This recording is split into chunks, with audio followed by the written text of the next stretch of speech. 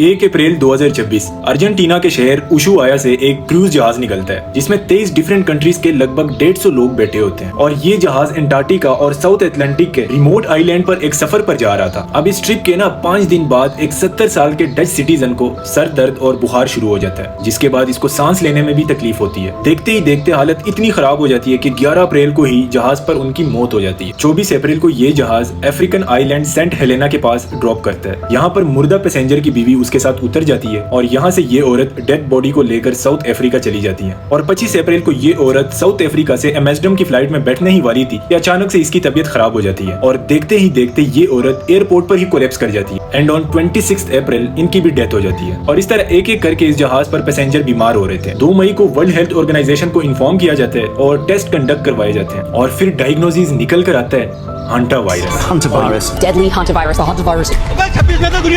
और ये एक ऐसा वायरस है जिसकी कोई वैक्सीन नहीं है, इसका कोई क्योर नहीं है और इसका डेथ रेट इतना ज्यादा है कि ये इन्फेक्टेड इंसानों में से आधों को मार सकता है। और ये वायरस एक ऐसे जहाज में फैला है जो कई दिनों से समंदर में ही फंसा है। पूरी दुनिया में ये न्यूज हेडलाइंस बनी हुई है, जिसकी वजह से कोई भी अपनी कंट्री में इस जहाज को डॉक नहीं होने देता। मगर सबसे इंटरेस्टिंग बात यह है कि हंटा वायरस कोई नया वायरस नहीं है, बल्कि इसके बारे में साइंटिस्ट 70 साल पहले से जानते थे। ये पहली बार सामने आया था जब जंग के दौरान हजारों सोल्जर्स बीमार हो गए थे। हंटा वायरस कोई अकेला वायरस नहीं है, बल्कि ये पूरी फैमिली है और ये चूहों में मिलती है। अलग अलग चूहे अलग अलग हंटा वायरस कैरी करते हैं। इस वायरस के बारे में मॉडर्न हिस्ट्री में सबसे पहले पता चला था 1950s के कोरियन वॉर में। इस वॉर में अमेरिकन सोल्जर साउथ कोरिया में लड़ रहे थे और अचानक 3000 सोल्जर एक अजीब बीमारी का शिकार हो गए। पहले इनको तेज बुखार आया, फिर सर दर्द और फिर उल्टियां होना शुरू हुई और देखते ही देखते किडनी ने काम करना छोड़ दिया। लेकिन इनको ये नहीं समझ आ रही थी कि ये कोई बीमारी है या कोई केमिकल वेपन। इस मिस्ट्री को सॉल्व करने में लगभग 30 साल लग गए थे। 1980s के आसपास एक South Korean virologist doctor Ho Wang Lee, उन्होंने आइडेंटिफाई किया कि ये बीमारी चूहों से मिलने वाली एक बीमारी से होती है और उन्होंने इस वायरस का नाम साउथ और नॉर्थ कोरिया में बहने वाले एक दरिया